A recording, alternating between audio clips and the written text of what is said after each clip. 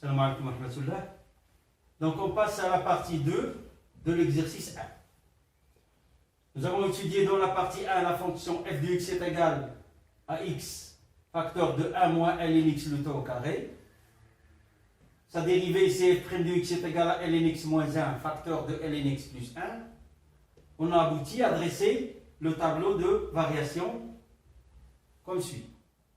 Dans la partie 2, on va étudier la fonction usuelle g de x est égale à ln x sur l'intervalle soumis ouvert 0, 1. Sa courbe représentative est donnée par la figure suivante. Donc ça c'est la courbe de la fonction ln x. Y est égal à ln x.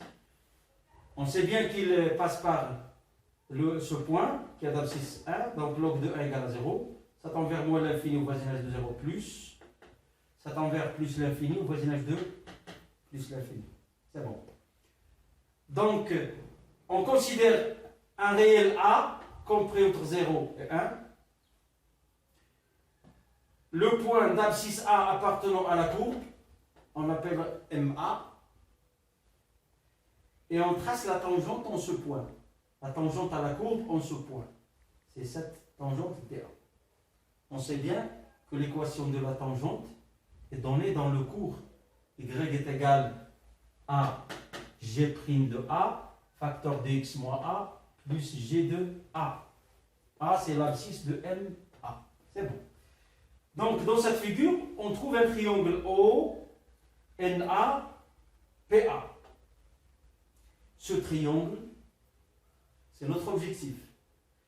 Donc, on va calculer l'aire de ce triangle, bien sûr, en fonction de A, parce que si A change, le triangle change, sa surface change aussi.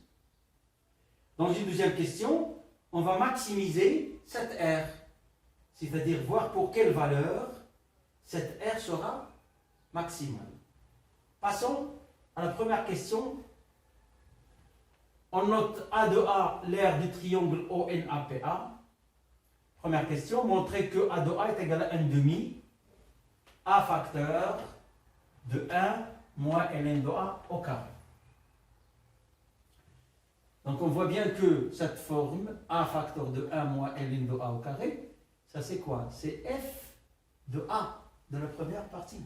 Parce qu'on a f de x est égal à x facteur de 1 moins ln x le tout au carré. Donc il y a une relation entre la partie 1 et la partie 2.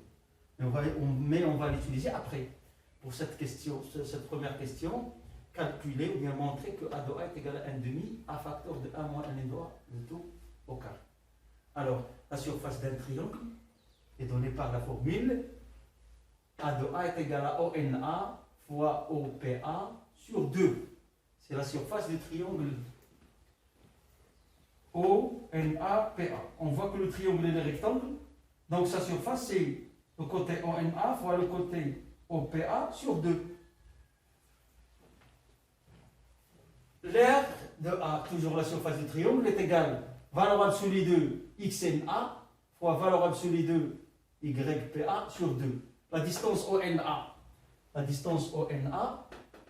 c'est valeur absolue de XNA. Et la distance OPA, c'est valeur absolue de YPA sur 2. Voilà. Donc, reste à remplacer ou bien à calculer XNA en fonction de A et YPA en fonction de A. Pour cela, on utilise l'équation de la tangente parce que c'est des points NA et PA, elles appartiennent à la tangente.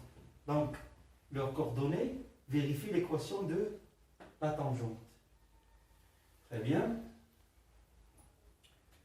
Je calcule valeur absolue de XA.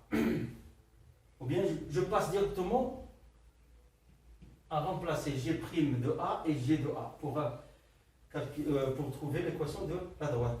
G' de A c'est ln' de x, c'est 1 sur x, donc 1 sur A. Facteur de x moins A plus G de A. G de A c'est ln de A.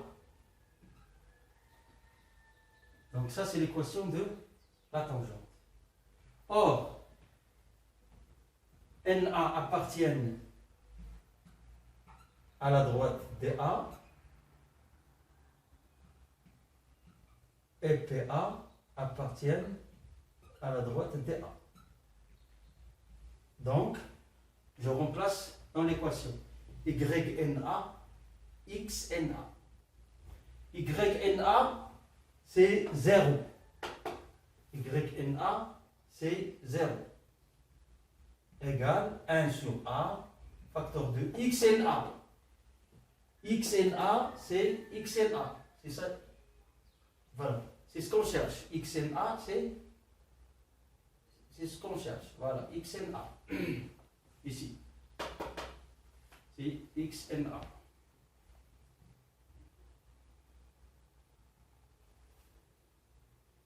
Moins A plus G de A.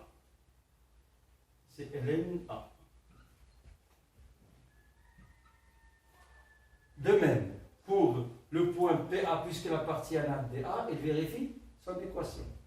Donc YPA est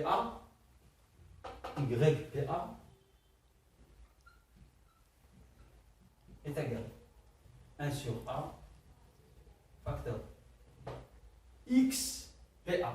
Voilà PA, XPA est égal à 0. Donc 0 moins A, c'est moins 1 plus ln A. Très bien. Maintenant, il suffit d'extraire le XNA dans cette équation et YPA, c'est déjà donné. C'est égal à 1 sur A facteur de moins 1 qui est égal à moins 1 plus ln A. Donc YPA, c'est déjà donné. Reste à donner l'expression de XNA.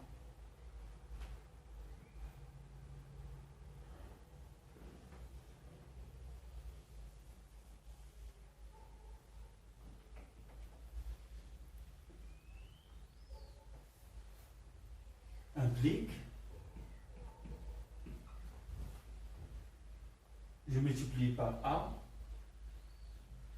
0 est égal à XNA moins A plus A ln A. Et Y, donc je fais seulement une implication pour économiser le tableau. Bon, implique XNA est égal. Passons à l'autre côté. C'est A moins A ln A. A facteur de 1 moins ln A. Ça, c'est XNA. Donc, XNA est égal à YNP est égal. Donc, R est égal. Valeur absolue de XNA fois valeur absolue de YPA sur 2. Application numérique.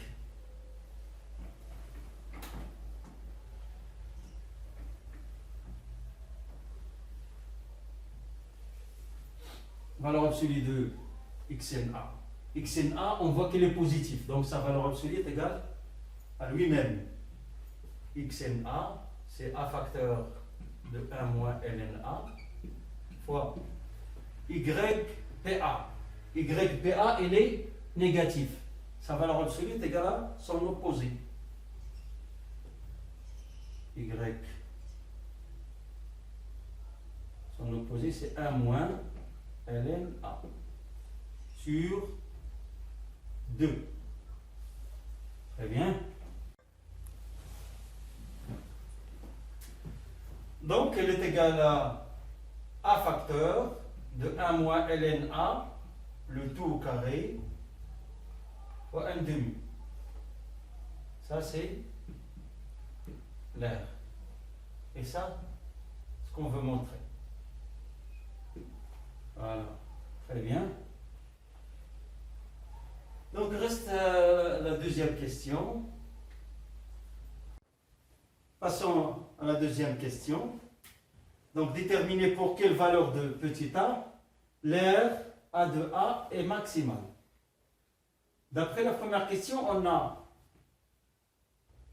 A de A est égal à 1 demi A facteur de 1 moins ln A au carré.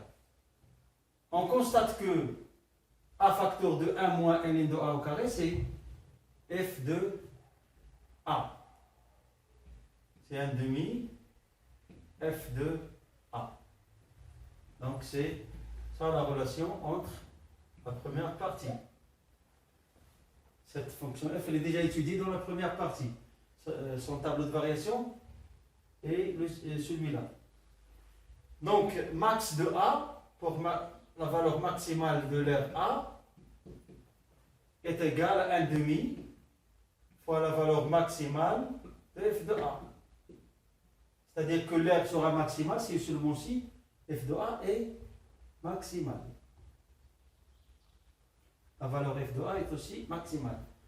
Or, d'après le tableau, f a un extrémum, c'est-à-dire un maximum qui est 4 sur E. Donc la valeur maximale que peut atteindre f de A, c'est 4 sur E. Comme ça se voit sur le tableau de variation.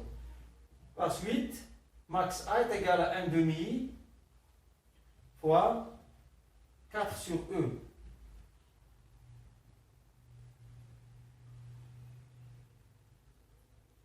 Qui est égal, en simplifiant par 2, 2 sur E.